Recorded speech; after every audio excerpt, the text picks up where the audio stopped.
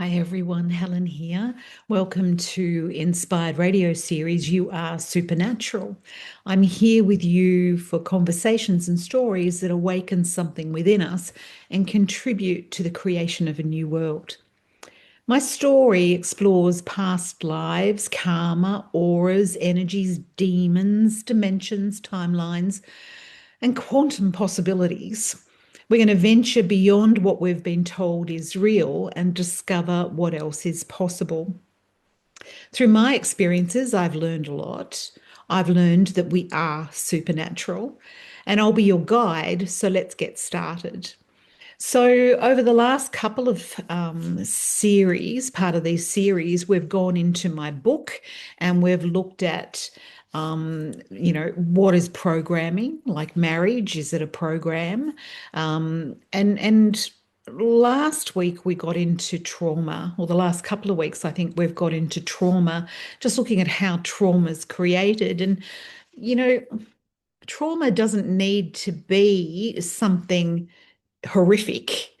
Trauma comes in many shapes and sizes. And, you know, uh, I'm talking to you right now as this end version, current version of myself. And we're going back to what I call, like the 5-year-old version and the 10-year-old version. And there's a big gap of learning in between there. Please don't ever forget that, I'm kind of going back and forward a little, but the reason I'm telling my story and doing it this way is I've learned a lot, as I say with that little intro, and I want to share it with you, but I can't just share it from this current view and this current version of myself because it's too much. It's too much. It's too big a jump for some of us to make from being traumatized, being a victim, being a part of, all that programming and upbringing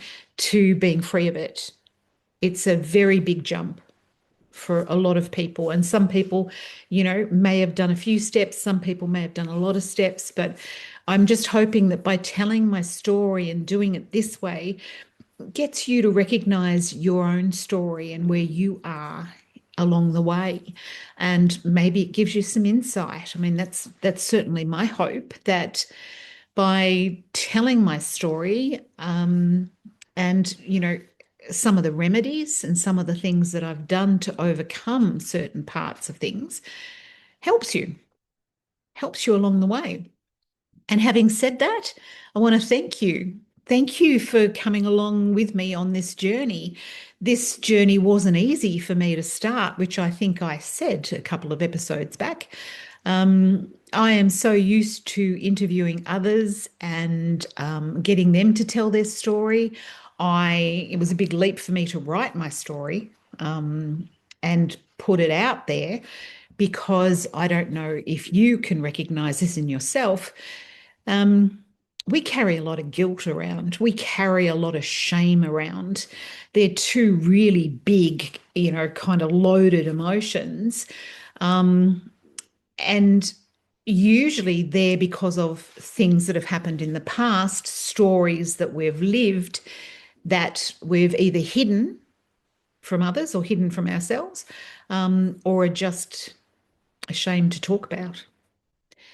And what I found myself, as life went on and I started doing some personal development and looking into myself, was that it was absolutely liberating to share some of those dark secrets and things, because one, I got to realize that I wasn't the only person that had lived through certain scenarios.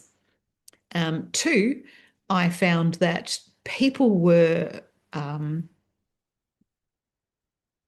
probably acted completely differently than I had conjured up in my own mind. I thought that if I told people some of the things that I did or I'd been a part of, that I would be judged, I would be ridiculed. I suppose I'd created all sorts of scenarios in my own mind as to what would happen if people found out things that I had done. And it was farthest from the truth. People were accepting, people were embracing what had happened and who I was now. And people were proud of me for, kind of speaking up and saying things. So, you know, we can all relate to that, right? And what I've found along the way is that those secrets and those stories and that shame and that guilt, oh my gosh, it's like, what a burden. What an incredible burden and what an incredible energy to carry around. And I found that whenever situations would happen in my life, I didn't realize, but I was kind of seeing it through the lens of that burden. I was seeing things through the lens of the guilt I was carrying or the shame that I was carrying. And it was distorting reality. Am I making sense? I hope I'm making sense here. It was distorting reality.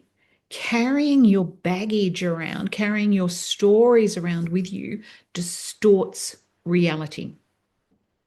Everything is energy. Everything is energy. The tiny part of energy that we see in the physical world is a tiny, tiny part. The rest of it is energetics that we cannot see, but they're still there. And we can experience them, right? Absolutely, we can experience them.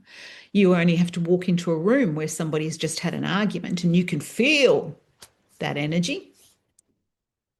You only have to feel anxiety. You can't see it, but you can feel it.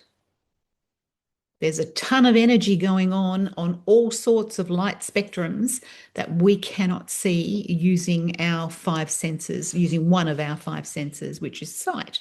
We can't see it.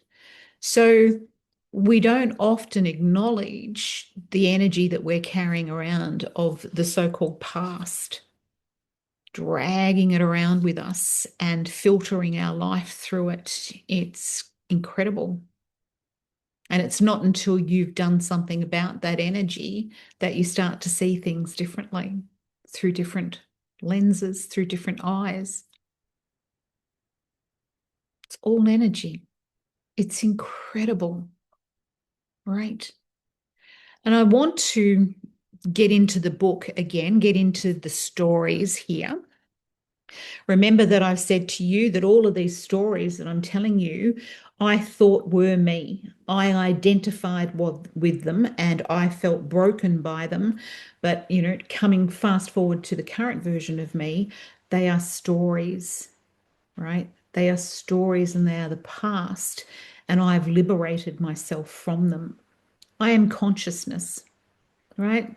This series is about you are supernatural. I want you all to start remembering and recognizing that you are consciousness.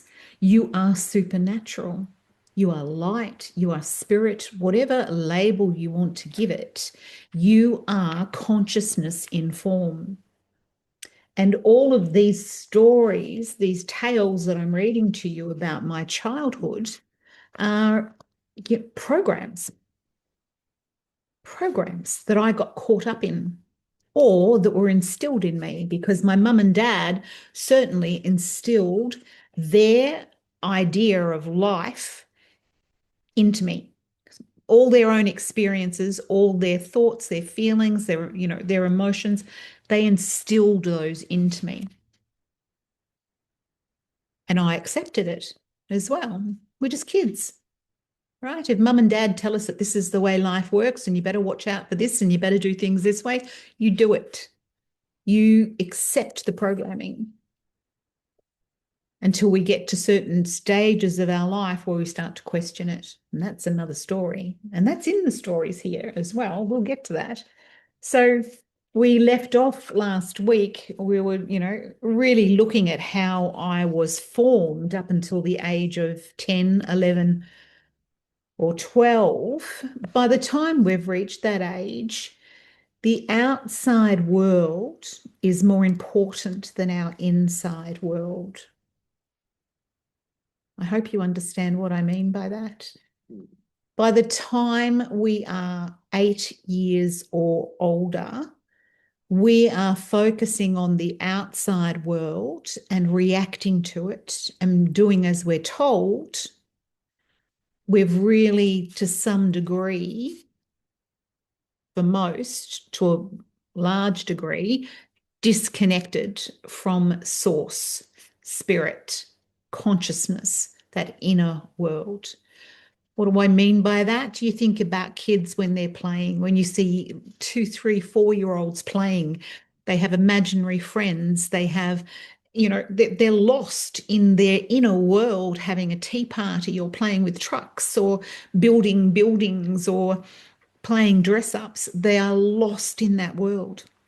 They have a strong inner world of imagination and whatnot that, it takes a bit to get them out of. I remember with my own kids, pack up, stop playing, pack everything up. We've got to have dinner. And it would take a number of times for me to actually get their attention because they were so caught up in their own inner world. So by the time we're 8 plus, we have disconnected a lot to that inner world and we're looking and relying on the outer world. Everybody teaches us to pay attention to the outside world. And in that way, we've gone from using our sixth sense or beyond to using just our 5 senses. So we've kind of dropped into form, mind and body, and spirit is disconnected or on the engaged signal. All right. So we got up to the seance last week. So let me start there with the story from my book. The seance. We were in the lounge room, all excited and in our pajamas. We decided to do a seance. We really had no idea that what we were doing. And in the end, nothing happened except a lot of giggles. Mum called out from the kitchen and announced that the food was ready, and all my friends got up and ran from the room. There were 2 ways to go to the kitchen from the lounge. One was through the dining room to the right, or through the double glass doors to the left into the hallway and then into the kitchen. I was alone in the lounge, sitting on the floor. I was a bit disappointed that nothing had happened. It would have been so exciting for something to happen, especially at my birthday party. Oh well, I thought. I got up and turned to leave through the double glass doors, and there standing in front of me was my Uncle Gordon. Gordon had died recently. He had drowned while trying to save my cousin Mark from drowning in the ocean. They had both died. It was such a tragedy, but there he was, standing in the doorway. I froze. He seemed nice and he felt friendly, but I was absolutely terrified. I actually ran through him, through the hallway and into the kitchen. I told everyone what had just happened, and they all ran into the lounge, but he wasn't there. No one believed me. Nobody even cared that much, but I know what I saw. You know, I just talked about having the, internal world kind of disconnecting from us. But, here I was having this right in front of my face, right? There's something more to this world than just this, just what we can see. Growing up, I had absolutely idolized my Auntie Joy. She was Mum's younger sister, always well dressed with makeup and hair in place. She had a wonderful way about her and a wonderful way of speaking. She could do no wrong in my eyes. She was a hairdresser with her own salon and even travelled the world on a huge ship. I remember us all going to the docks to wave her goodbye. I decided that when I grew up, I was going to be just like her. Have you done that? We have people in our lives that inspire us to be more than what we are, inspire us and give us ideas of what we can achieve and where we can go. And she certainly was one for me. Next part of this chapter is called Dreams Are Broken. When I was about 13 years old, we had a barbecue at home. Friends and relatives were invited, and that included my Auntie Joy. I was about to have one of those defining moments in my life. You know, the ones that are burned into your memory forever. You just never, ever forget them. Everyone was outside enjoying themselves, and I went back into the house to get something from the kitchen. And that's when I heard my mum and Auntie Joy in the dining room. Auntie Joy was crying, so I stayed to listen. She was telling Mum that her marriage was a mess, that her life was a mess, and that everything was falling apart. I was absolutely shattered. Who was I going to be now when I grew up? My dreams of the future disappeared. I cannot tell you just how incredibly earth-shattering that moment was, because I had figured out the trajectory of my life, of who I was going to be, what I was going to be, and it was all mapped out for me as far as I was concerned. And she broke all of it. Because if this woman that I idolized and admired couldn't figure out just about every part of her life that she was telling my mum, her marriage, everything was just broken. Um, yeah, she just blew up my future, completely blew up my future. Before I move on to high school, I want to share with you three very significant things that struck me about my dad. One, he often throughout my childhood called me a know-all, know-nothing. And in my younger years, that comment really hurt. I saw it as a put down. Later on in my life, I came to realize that it was also a very important phrase because fundamentally, as part of a spiritual evolution, we strive to know all and know nothing, right? So I translated his statement into, you have no right to speak your mind or the truth. Those programs from our mum and dad, whether they're well-meaning or not, we are like sponges as their children, taking on statements like that, taking in information and defining ourselves by it all. And for me, I call them mind spells now because that statement, you're a know-all, know-nothing, went right in like a spear, right into my heart, right into my psyche. And I defined myself around that. So if I saw that as you have no right to speak your mind or your truth, then I started to filter the world through that. You get you get what I'm saying, right? So I learned not to say what I thought or ideas that I had or things that I felt. I started, because that was speaking my mind, right? I started filtering it all and working out what other people liked. So I got very, very good at reading people's faces, and reading kind of the atmosphere, the ums and the ahs and oh, all those kind of looks on people's faces, little remarks that they would make and stuff. I was analyzing them all the time to see whether what I was saying or what I was doing or contributing was good or not.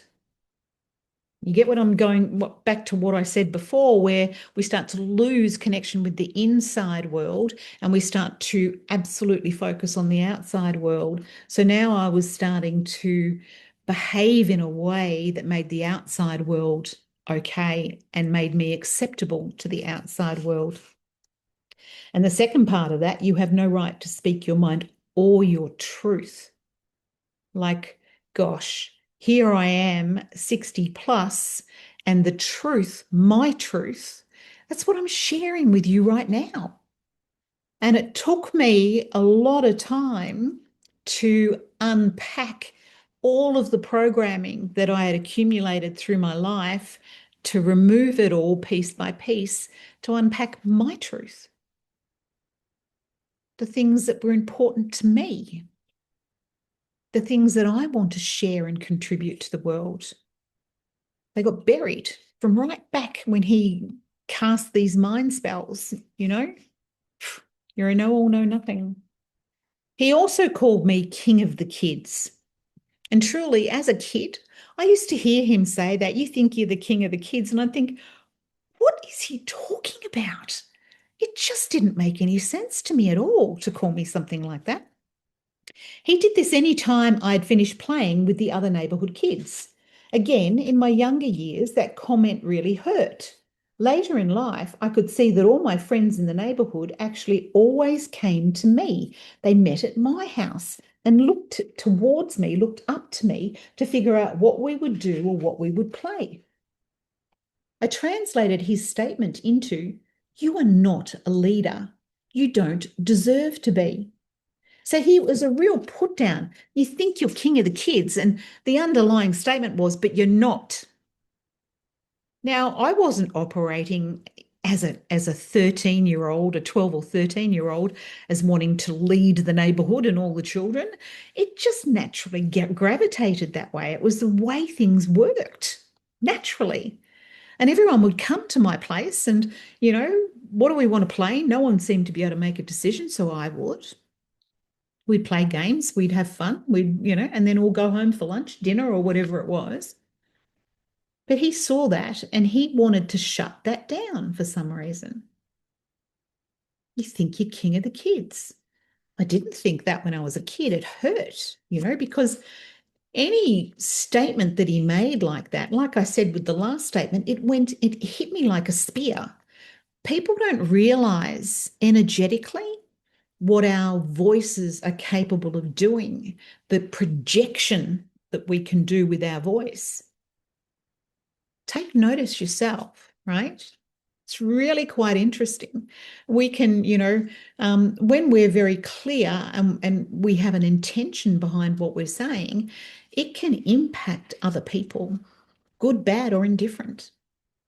And his statements were always loaded with, kind of a derogatory energy, like wanting to hit me that way, you know. There were times, many times, when he would complain to mum, "She's looking at me like that again." Or he would say, "See, she's got that look on her face." He wanted to smack that look off my face sometimes. And it often confused me because, firstly, I couldn't see the look on my own face. And secondly, I really had no idea exactly what he was referring to. What I did know was that look triggered him somehow. He didn't like it. I eventually discovered what it was all about, and I'll reveal that to you later on in this book. Well, I won't, I'll reveal it to you now, right? Um, Firstly, I translated this statement into, whenever I see or feel someone else getting uncomfortable when I talk to them, it's your fault and you have to stop talking or withdraw completely. So he was trying to make me recognize that I had a certain look on my face or, certain way of looking at him that made him uncomfortable and he wanted me to stop, right? So that was also then helping me to make sure I didn't do that to anybody else, right? I had to start really watching my impact on everybody else and watching my P's and Q's, I suppose. But now from where I stand in my life, having worked on myself and worked a lot of things out, I didn't realize that I had a way of looking right into somebody. And that's what I was doing when I was looking at my dad. I think we all have the ability to do that with others, and it's the intention that's behind it too, that of course then kind of makes people feel comfortable or uncomfortable. Throughout my life, I've had, some people, kind of accuse me of looking at them in a certain way too.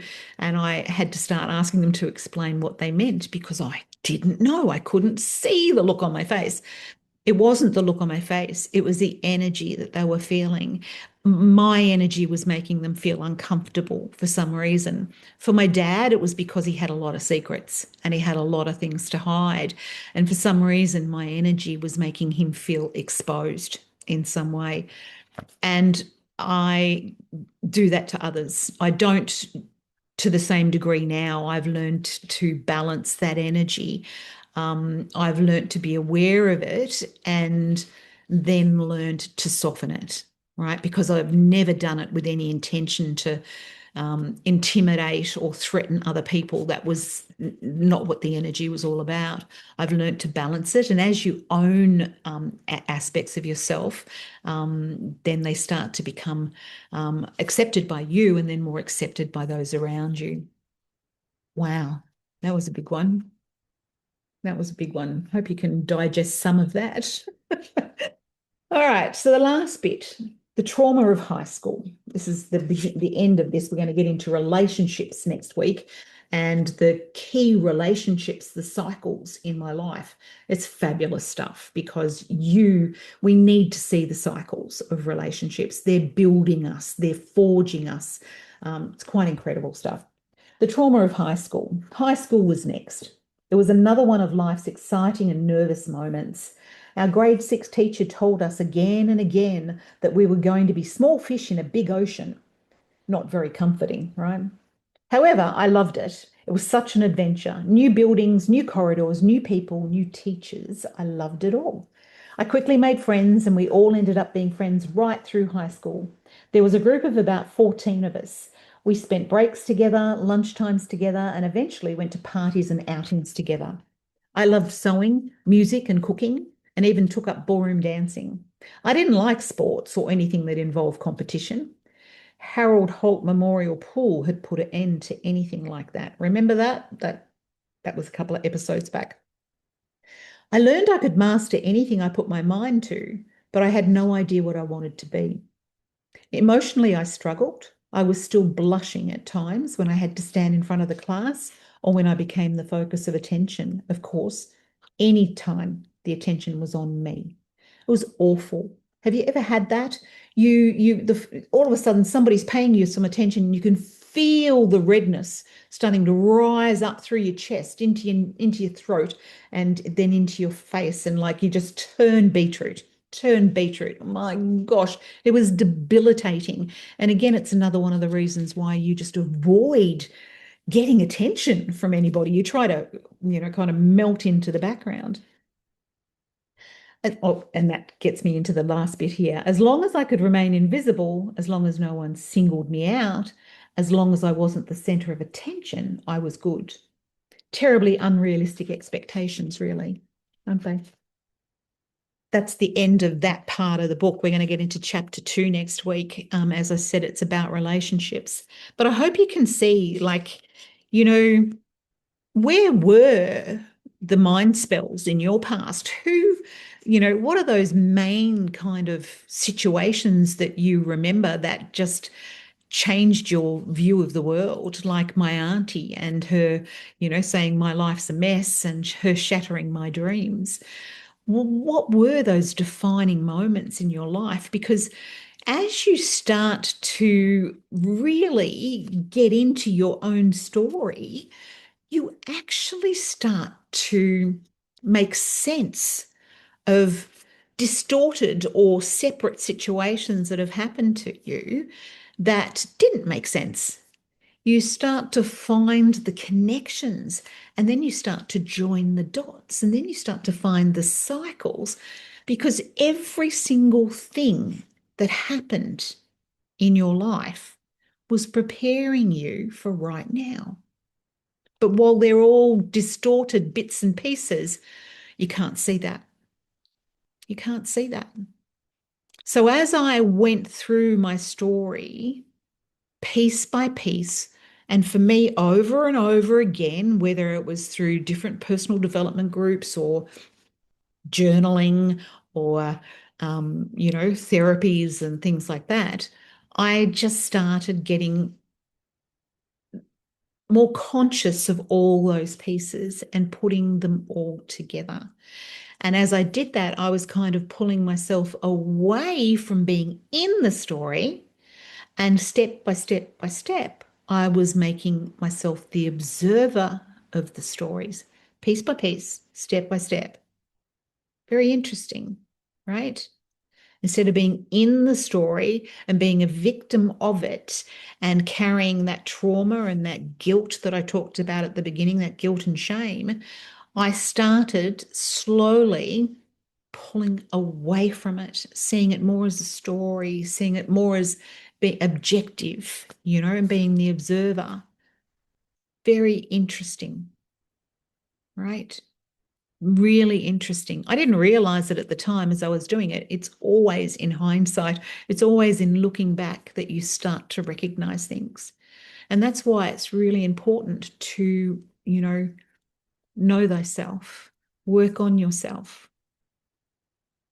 So I'll leave it at that today. Boy, that was pretty intense. I hope you're all okay with that. All right, go away and have lots of things to think about. And please reach out to me. Let me know if you've got any questions or if, I can help in any way. All right. So from me, enjoy the week ahead and my love to you all.